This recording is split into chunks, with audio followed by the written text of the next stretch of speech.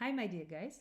Today I'm going to tell you about a very interesting brand, about its founder, and a perfume which I have purchased in Milan. So, first about the brand. The brand is called Fueguia and it was founded by a very interesting person whose name is Julian Bedel. He's originally from Patagonia and he is a musician, he's an artist, he has a lot to say about himself. That's why, in case you want to know about the founder, I heavily recommend you to watch his interview with Dariusz Alavi, who is an independent perfume reviewer. And in his interview on the 14th of September 2022, so almost a year ago, Julian Bedel talks a lot about himself, about the brand, about his life, and it's a very interesting interview. So I will leave the link in the description to this video. So meaning that I really, just if you want to know more, I always recommend to know people.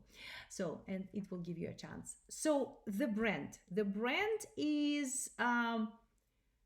It has a very interesting background and as well a very interesting website, which I also recommend you to visit because it's not only beautiful and very informative, it's also very aesthetic, very interesting, very done with love and care, as you can see, and very actually comfortable, because some websites are terrible, you can't find anything there, and this site is full of information, but everything is well done.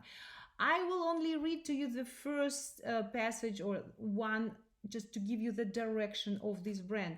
So Fuegia is a tribute to the indigenous communities of South America, guardians of the aromatic and medicinal plants of their lands, and an ode to their preservation.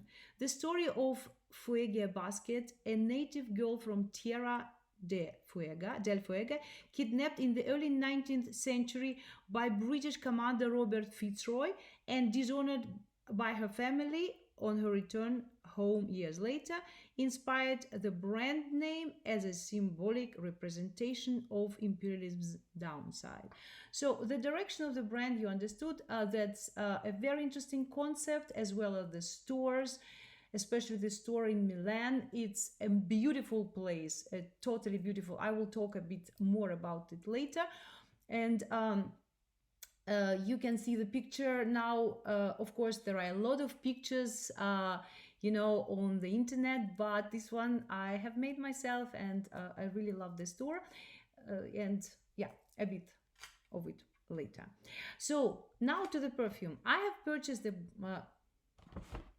just not to be only talking, I will show you something. So that's the bag. That's we will unpack it later. I will take it out.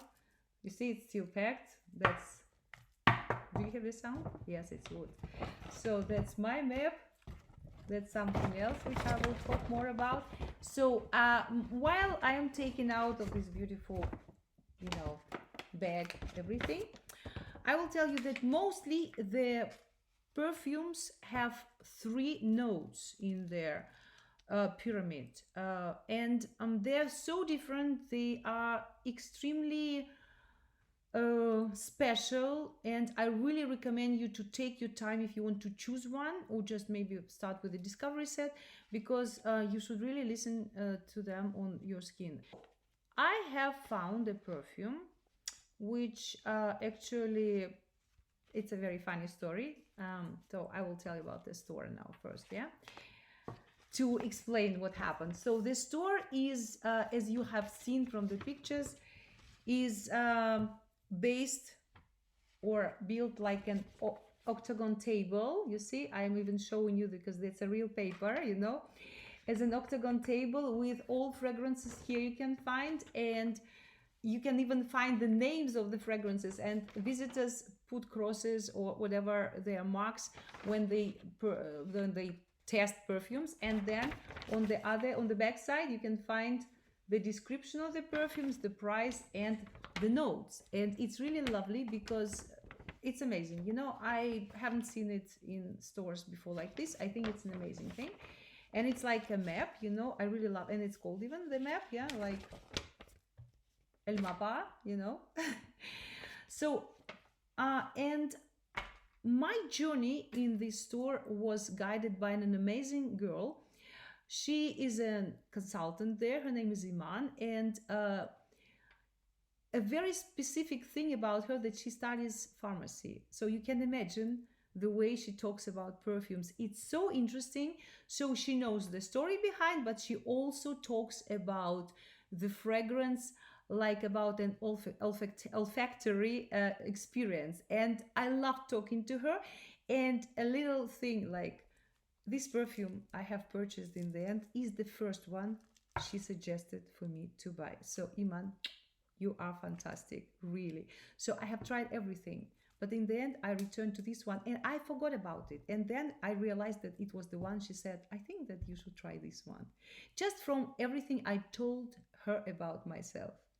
So she is really amazing. I'm just telling you. And all the consultants in the store were so nice, so sweet, as well as the store. Guys, I'm not paid for it, it's I'm an independent reviewer. I really fell in love with the store and with the people working there and with the fragrances. So coming back to the fragrance, a story. Of course, I love stories behind all perfumes. The nose is, of course, Julien Bedel himself, and it has only 3 notes, which are actually musk, vanilla, and cassis. Guys, exactly. Not cassis, vanilla, musk. No, musk is on the top note, You can see now how they do it, like main family musk, secondary family fruit, and you see that cassis is in the 1, then 2, and then 3. You see these layers, right? It's really extremely interesting. So the perfume, the creation was inspired actually by a painting, and this painting is called La Vuelta del Malón. I apologize for my Spanish. In English, it would be the Return of the Indian Raid, and it was written. It was. I'm so used to talking about books. So it was actually painted in 1892 by Ángel Della Valle. And this painter was born in Argentina, in Buenos Aires in 1852, and died also there in 1903. And I can tell you that this return of the Indian raid was immediately quite, quite a stir from the very first moment it appeared. So, first of all, according to Julian Botter, who interviewed the artist in August 1892. It's interesting, August, September, we are kind of the same time around. So in August 1892, so meaning immediately after the painting had been released, the painting's theme was inspired by the Indian raid on an unnamed village led by Chief K. and with his assistant or accomplice K-Man. So what is interesting about this painting? So from the first moment, of course, it made its debut in on Florida Street. It was put there, and then it traveled to Chicago, because this was meant to be used for a celebration. It was the 4th centenary of Columbus' arrival to in the New World. So meaning that this picture was planned to be there, and it was awarded there by a medal, and then it returned to Buenos Aires, and then it was again for the second time at the Salon del Ateneo in 1894. So what was really amazing about this painting, that immediately it attracted people's attention, because it was really a sprawling painting, depicted something so immensely important, like and significant at this time, like all these skirmishes and conflicts between settlers and indigenous groups of the Pampas throughout all the 19th century. So this topic was really difficult those times, you can imagine. And this masterpiece is akin to the scene in the cinema. So you see this pillaging, rusting livestock and violence, and everything is seen on this amazing painting. So Please have a look at it more precisely and let's consider the painting itself. So it's now, you can see it big on the screen because I think it's worth watching it in detail. So you see that it appears to capture the moment just before dawn when a storm is on the wane. And those Indian riders, they evoke the image of nature's force unleashed. And what truly piques one's interest in is their cargo. Have a look, that's religious artifacts like chalices and censers. That indicates a desecration of a church, means that they looted a church. And this portrays them immediately like ominous or malevolent, a bit even devilish figures, right? Then have a look at this sky. It's really huge. It dominates more than half the canvas, right? So the juxtaposition between civilization and barbarism is evident. And you see this cross and extended lens against the dark sky, and it symbolizes two disparate worlds colliding. So that's a very clear message. However, in this particular aspect is not that few of the conversation. What was mostly important is the element towards the left of the painting. Have a look, one rider stands apart from the rest. He cradles a semi-conscious white woman, seemingly a captive. She leans against him and he in return leans over her.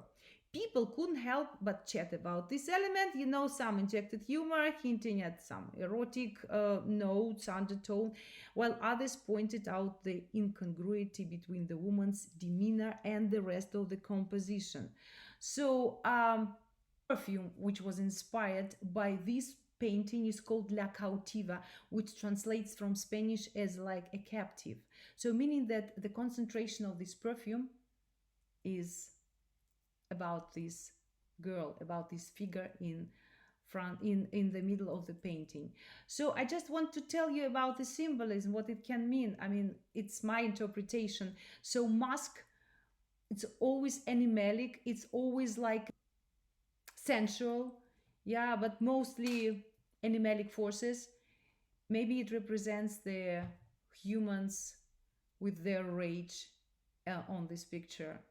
Then we have vanilla in the center, which can be this girl, this woman, because vanilla is always kind of gourmand. She's different, soft, femininity, sweetness. And then we have cassis. I think that cassis can kind of unite these elements, people and this woman. Cassis is always lively, it's always resilient and very fresh. And I think it might also mean the spirit of the woman and also the spirit of these warriors. So that would be my interpretation. Of course, it's very difficult because why I love perfumery, we can always hear and see everything which is very personal. But coming back now to the perfume, guys, so it was a bit of the story because I think it's very important and it's a very kind of important part of the whole process of Fueguia. So let's try to unpack it. You see it's not packed, so it's packed, sorry, it's nice. I don't even have to use this. No, I will use my favorite device because I don't like to break things, but I have to. In this case, unfortunately, I have to do that. So what is lovely also about the perfume is its packaging. I purchased 30 milliliters because it's extremely difficult to use more for me. I told you about already. So have a look. First of all, the box. It's amazing. It's fantastic. It's really very beautiful. It's wood, it's very well packed. Now I am a bit confused. La Cautiva, how should I unpack you? I think like this. So no, maybe I'm wrong. This is really funny because it seemed so easy when Iman did that, but maybe I have to really use this device to remove the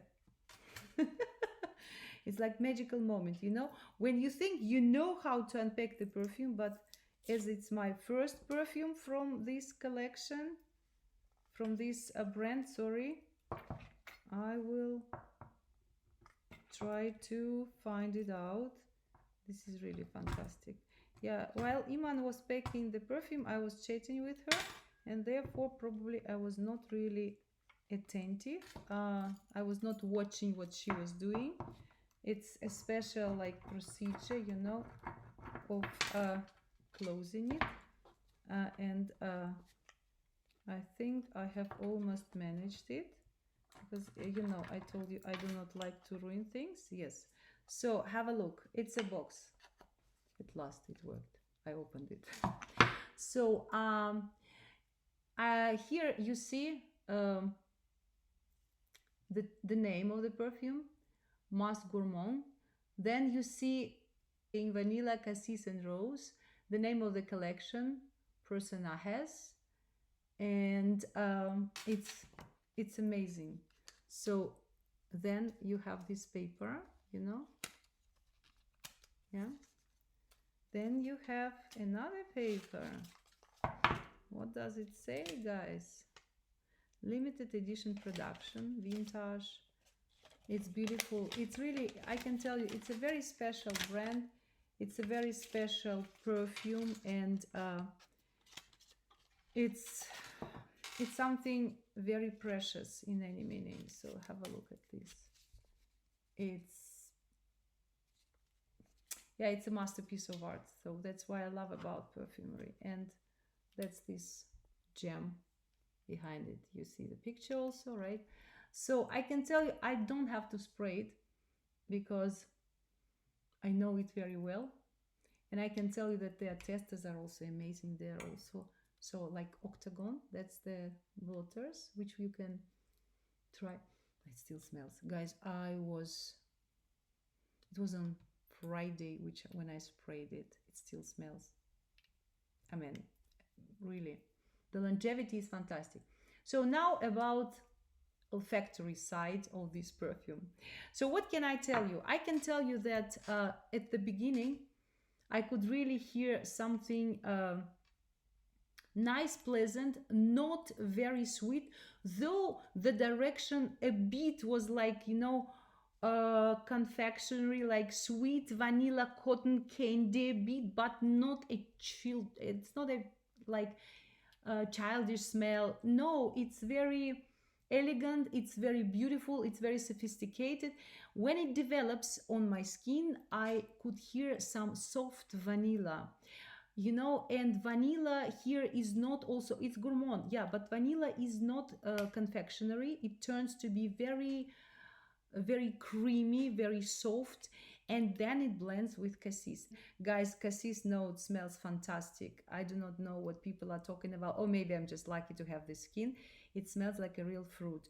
You know, when I was a child, my grandmother used to pick the fresh black currant in our garden, and then mix it with sugar. And I remember this smell, fresh squeezed berries with sugar. It's so nice, it's so fresh, and it's not comparable to anything which I can think of now. So it's real fresh black currant with a touch of vanilla. About musk, I can tell you, first of all, you see on the notes that it's not musk, it's civet tone. And I can tell you what is very important for me, that it is of course synthetic musk. And if you see civet tone with 2T, it means that this is the product of Firmenich, a Swiss perfumery and fragrance company. And this musk is extremely soft. It's not boldly animalic. It has a touch of, as we say, muskiness. I would say that here I mostly feel it like a fixative of the fragrance, because the fragrance lasts very long. And it's different on my skin and it's different on my clothing, but both are extremely pleasant. And I do not like to genderize perfumes, or to, you know, to say this you can wear to the office and this you can't, guys. You can wear anything anywhere you want to. Just trust me. So, meaning this fragrance, I would not say that I recommend it for such weather, for what weather. No, I just recommend it if you love the fresh scent of cassis. If you like something very unusual, because it's a very unusual fragrance, it fits to the this unusual direction of the same brand, which goes together with the originality of the founder. And I find such things so attractive in art of perfumery. If you want to know more about this fantastic smell, you can ask me. I will tell you. So I'm curious about your opinion on this perfume. I don't know if you have ever heard about it or ever tested it, but I recommend you to get acquainted at least with the brand, because you know, the way the perfumes developed there, anyone can find perfume to the liking. They have really very different directions, very different. And I was trying not to buy at least 3 perfumes in one go, because I wanted to come to Milan again, to to talk to wonderful people there, and to be able to enjoy the atmosphere of the city and of the store itself. So, my dear guys, I think I have not forgotten anything. Might be, because it was a very long video, but I think it's worth, because this fragrance and this brand are extremely interesting. So, at this point, my dear guys, La Cautiva and I, we are all wishing you to have a nice day. So, big hugs and kisses, and see you soon. Ciao.